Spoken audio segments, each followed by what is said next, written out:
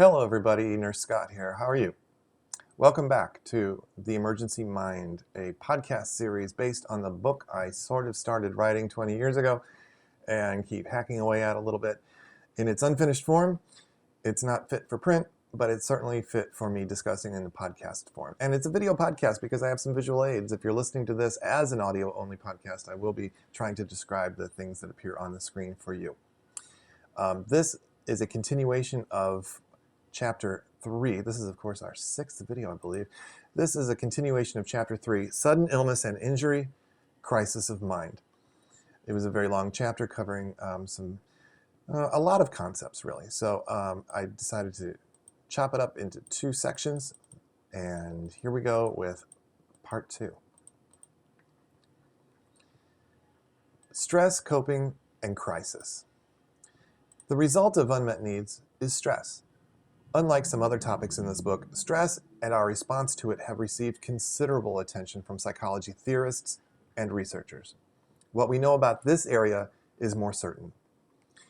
Stress is defined as physiological, environmental, psychological, or social demands placed on a person that require him or her to adapt. Adaptations can be physiological, behavioral, or psychological. Examples are given below. Decreased blood volume as a result of severe bleeding is a physiological stress, a type of shock. To adapt, cardiovascular compensatory mechanisms kick in. Breathing deepens and quickens, the heart pumps stronger and faster, the hands and feet go cold as blood vessels in the body constrict. A drop in room temperature is a type of environmental stress. Both the person and the body can adapt. The body may shiver to warm itself, and the person may rub his or her arms, add layers of clothing, cover up with a blanket, or move to a warmer place. A patient whose leg is surgically amputated is likely to experience the psychological stress of a radical change in body image and mobility. The adaptation involves shifting the self-concept to emphasize non-physical characteristics and developing new skills such as wearing an artificial limb. A high school student whose friends begin to smoke cigarettes may feel a pressure to do the same. This is a universal pressure to conform to group norms, a social stress, commonly referred to as peer pressure. To reduce this stress, she may adapt to starting smoking herself or seek out new non-smoking friends. Good and bad stress. We tend to view stress as a negative thing. This is not always so. It all depends on how a person views it. We call this appraisal. Actual events are not as important to predicting stress as a person's perception of them. The butterflies in the stomach and sweaty palms may be seen as uncomfortable and unwanted physical symptoms, or they can be signs that something exciting is about to happen. Psychologists call negative stress distress and positive stress eustress. This was first put forth by Hans Selye in 1936. Eustress is a positive feeling of excitement, anticipation, or challenge, which we actually need in some measure to be happy in life. Distress is unwanted, uncomfortable, and can be potentially harmful or damaging, especially over time. Determinants of stress versus eustress. I guess this should be of distress. I'm editing as I go. Determinants of distress versus eustress. What makes a situation, such as becoming an ED patient, stressful for one person and not another? It depends both on the individual and how he or she perceives the situation. Pessimistic people and those who are already experiencing a negative emotion, such as anxiety, depression, or dissatisfaction, are more likely to view the situation negatively, that is, to experience distress. Optimistic people and those who are not anxious, depressed, etc., are more open to viewing it positively, to experience eustress, or as something neutral. Since anxiety in some degree is nearly universal among ED patients, coming to the emergency department is rarely seen as exciting and almost always viewed as a source of negative stress to some degree. Certain aspects of the situation, more accurately a person's perception of them, determine how stressful it is. These can be divided into 4 categories: negativity, positivity, controllability, predictability, and centrality. 1. Negativity, positivity. Quote-unquote negative experiences such as pain and loss are more stressful than positive events. Positive events such as getting married, buying a new house, the birth of a child, and getting a promotion at work can be stressful since they require a person to adapt. An exception occurs when the so-called positive change conflicts with a person's self-image. An example would be someone with low self-esteem being promoted. Feeling undeserving of the promotion may actually be more stressful in a negative way than being fired. 2. Controllability. The more control over a situation a person feels, the less stress it produces. This depends partly on the actual situation. A prisoner, for example, actually has little control over his or her daily routine, and partly on personality.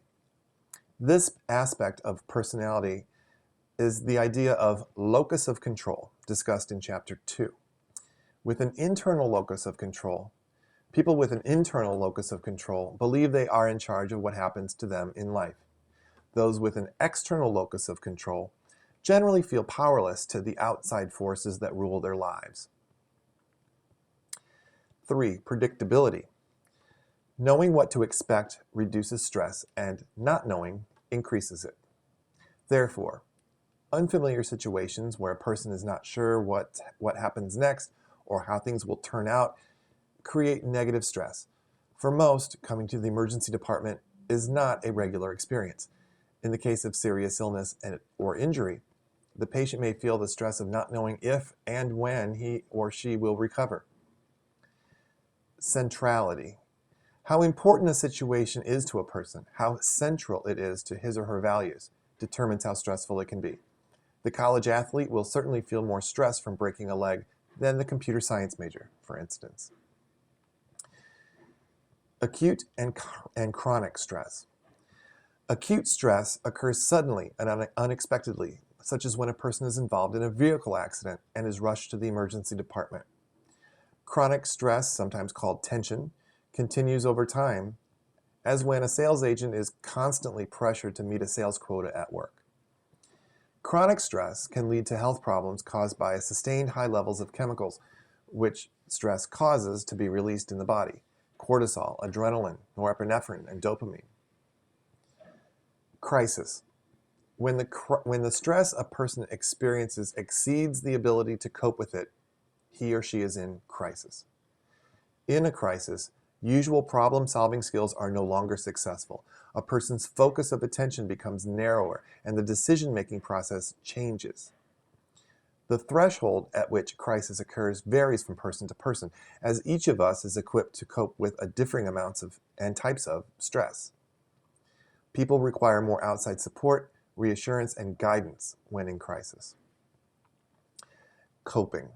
The strategies, behaviors, and thoughts used to mitigate the negative effects of stress are called coping skills.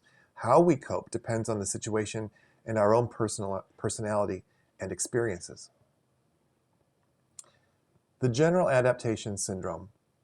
Richard Lazarus described the process of adaptation, psychological and physiological, in 3 stages: alarm, resistance, and exhaustion. He called this the general adaptation syndrome. Self-preservation compels us to resist threats. The internal reaction, alarm, is biological, involving the release of adrenaline that affects the heart rate, blood flow, and thinking.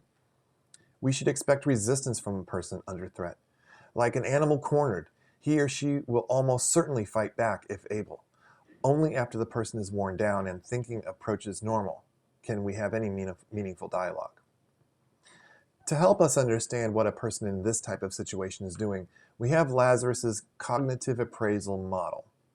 A person must see a situation as stressful and choose one of 2 approaches to dealing with it: problem-focused coping or emotion-focused coping. This, what's called primary appraisal, depends on the details of the situation and a person's personality.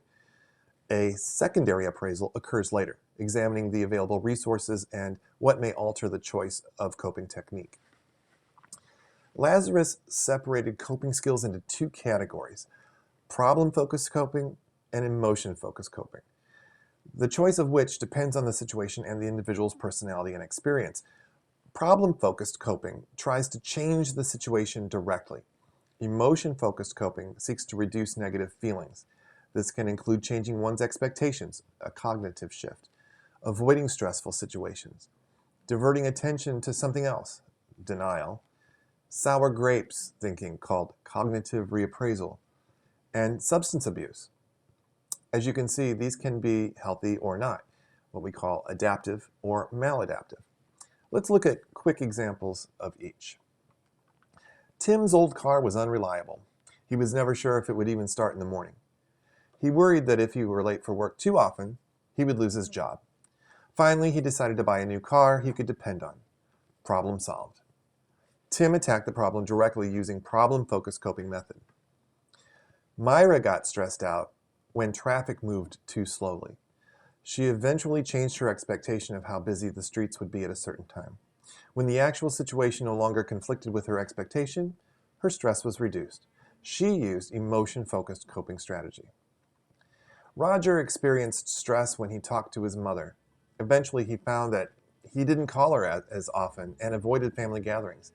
This avoidance-type coping may weaken his social support system and therefore may be somewhat maladaptive, that is damaging, but is nonetheless a successful emotion-focused coping method for reducing the stress he felt.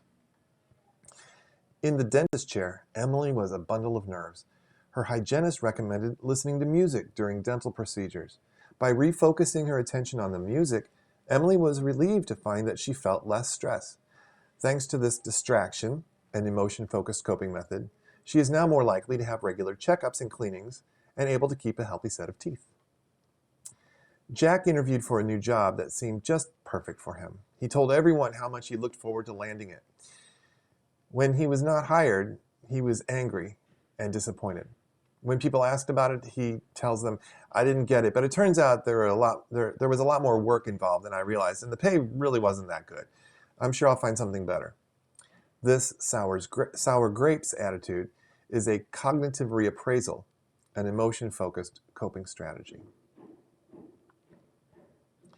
More on appraisal.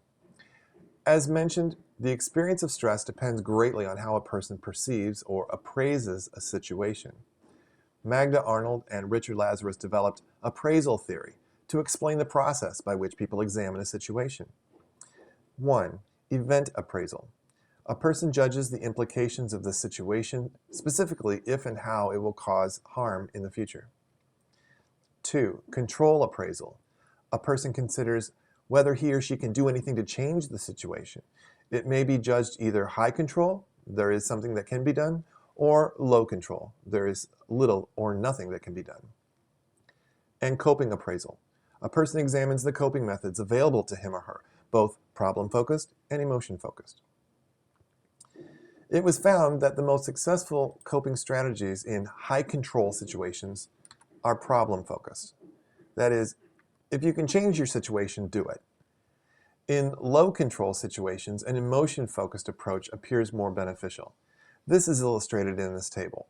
For those of you that can't see this, we have some boxes, and it simply shows that for a high-control situation, something that you have a lot of agency in, problem-focused coping is adaptive.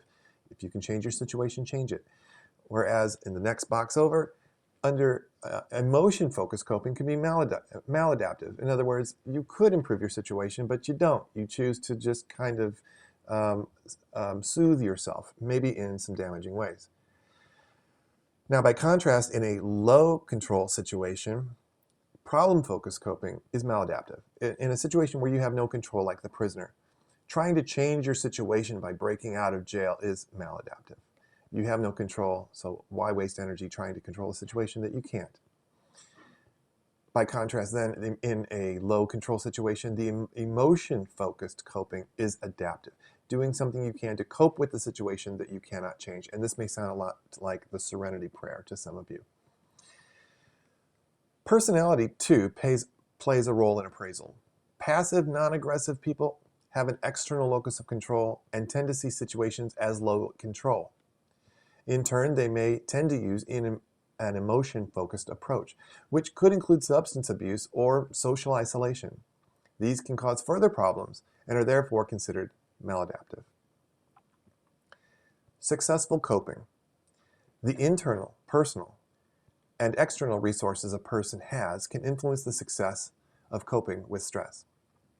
Personal resources shown to aid in coping include intelligence and education, problem-solving ability when using a problem-focused coping method, confidence in the ability to control oneself and the environment, what Albert Bandura called self-efficacy, physical strength and health, available time, a sense of humor, optimism, and money. External resources are the social supports that help a person cope. These can be both emotion-focused social support and problem-focused social support. They include family members, friends, a spouse or intimate partner, community and governmental agencies, a religious leader or a church community, a counselor or a clinician, even a pet. Defense mechanisms. The psychological strategies individuals use to cope with a stressful reality and maintain an intact self-concept are called defense mechanisms. While all can decrease the threat, some are considered healthy or mature, while others can become pathological, interfering with successful daily functioning. Even some unhealthy defenses can be helpful in the short term if they give way to more productive ways of coping later. In the book, I'm going to include an appendix that actually lists all the coping mechanisms that we know of and how we sometimes use each one of them. Those include things like denial. So for this chapter, implications for clinicians. After this extensive discussion of ED patient psychology, you might be tempted to psychoanalyze your patients. Oh, look at her, she's in such denial. Oh, he's clearly using projection as a defense. Resist temptation. People are complex, and hastily labeling their problems or defense mechanisms is very different from genuinely understanding them. Consider the different psychological, social, and cultural influences at work in a patient's mind, yes, but always relate them to him or her, person to person. However, you can use what you've learned to better understand why patients behave in ways that are perhaps unexpected. This understanding will lead you to an appropriate response. Respect for the patient is always paramount. The guidance here now is meant to be used with people in crisis, but can be helpful even with people who haven't lost all control. First, recognize signs of a patient who is truly in crisis. That is, he or she is finding it difficult to cope effectively with events. These include mental processing problems.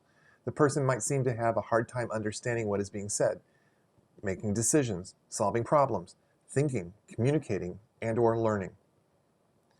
Dissociation. The patient might say, "This is all so surreal. This can't be happening." Anxiety and agitation.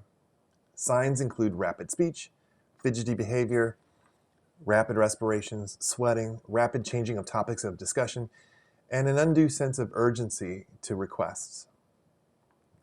Depression. Signs include poor eye contact, if eye contact is normally appropriate in the patient's culture. Statements of sadness or apathy, loss of appetite, a flat affect, heavy sighs, tearfulness, and fatigue not related to a medical condition. And memory lapses of common knowledge, like family names. There are no magic words clinicians can use to make everything better. In fact, silence is a useful tool. The techniques described here largely fall into the category of active listening. This is a set of specific techniques designed to create rapport with a person so that he or she is willing to accept help and to help the person see a situation more clearly and make healthy decisions, even in a state of crisis. A longer list of these techniques will appear in Appendix 2, but here are some highlights. Empathy. Express that you understand the person's feelings. This aligns you with the patient. I can understand why you would feel such and such. Relaxation techniques. It might be helpful in the moment for the patient just to take a few deep breaths and calm him or herself down.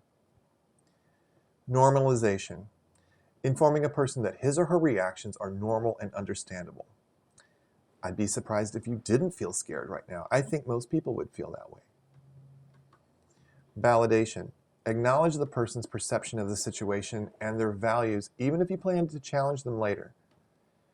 It sounds like you see this health problem as a real threat to your job, and I hear that your work is very important to you. Open-ended questions. Ask more about what is going on with the patient by asking questions that require more than a yes or no answer. Speak from a place of curiosity and desire to help. So say, I'm wondering about what you're thinking about what the doctor just told you, and avoiding, tell me what you're thinking about this situation. Reframing. Offer a different, more positive perspective of events. While this might disrupt your life right now, getting medical treatment will probably mean you're able to keep working for many years to come. And use social support, the family, church, friends, and gain their endorsements for the recommended decision or actions. Your family thinks you should stay in the hospital for tests. Here, let them tell you why they think that. A summary of important concepts in this chapter. Sudden illness places demands on patients. The more we know about the possible ways patients cope with those demands, the less random their behavior appears. Here's a list of the key ideas from this chapter. The degree to which sudden illness or injury causes stress on a patient varies individually. A person who assumes the sick role is exempt from normal social roles and not responsible for his or her condition. The person is expected to try to get well, seek help, and cooperate with healthcare professionals. People vary widely in their beliefs about what qualifies a person as quote-unquote sick. Hypochondriacs refuse to accept asymptomatic, that is, a silent illness, perhaps because it threatens their self-concept or ego integrity. People must first incorporate their medical condition into their existing self-concept before being able to participate in their medical care. Hypochondriacs worry obsessively about minor symptoms. Patients with trivial illness are not satisfied with ED services unless they feel they are taken seriously, get a diagnosis, and a prescription as proof of their illness. The emotional benefit of a diagnosis rids a patient of guilt over his or her ability to perform a task, and that's called primary gain. Social and financial benefits from an illness are called secondary gain. Human beings have many needs to remain happy and healthy: physiological, safety, love and belonging, esteem, self-actualization. These needs may be threatened when a person becomes an ED patient. Life-threatening illness can be seen as a valuable experience of self-discovery for some patients. Stress is physiological, environmental, psychological, or social, is when social demands are placed upon a person that require him or her to adapt. Adaptations can be physiological, behavioral, or psychological. Eustress is stress perceived to be good or exciting, whereas distress is stress seen to be problematic and unwanted. Personality partly predicts a person's stress reaction to being an ED patient. Optimists do better than pessimists. Aspects of the situation that affect a person's perception of it include negativity, positivity, controllability, predictability, and centrality. Acute stress occurs suddenly and unexpectedly. Chronic stress continues over time. Chronic stress can lead to health problems related to sustained high levels of certain chemicals in the body. Crisis is the point at which a person's usual coping strategies fail. Self-preservation compels us to resist threats. The General Adaptation Syndrome outlines 3 stages of coping: alarm, resistance, and exhaustion. The cognitive appraisal model describes the process a person goes through to find a way to cope. The primary appraisal gathers information on the situation and considers one's own abilities. The secondary appraisal examines the available resources to cope. Appraisal theory describes how people examine a situation. He or she judges the situation during event appraisal, how he or she can change it during control appraisal, and the possible methods of coping during coping appraisal. Coping can be problem-focused or emotion-focused. Problem-focused approaches work best when a person has control over a situation. Emotion-focused approaches work best when a person has little or no control over a situation. The availability of both internal and external resources predicts success in coping. Several defense mechanisms can protect a person from anxiety. Some are more adaptive, others more maladaptive. ED clinicians are warned against making a hasty analysis of a patient's psychological processes. Instead, consider the psychological, social, and cultural influences on the patient's behavior and always relate to him or her as an individual. That's the end of this chapter. I hope you found it interesting. There's a lot of information, very dense information, but I hope it's helpful and give you some insight, along with the previous half chapter podcast, a little more insight into some of the things going on with patients, what people, human beings, people who become emergency department patients. So thank you for joining me. Give this video a thumbs up, subscribe to the channel, ring the bell, and thanks so much, and I will see you next time.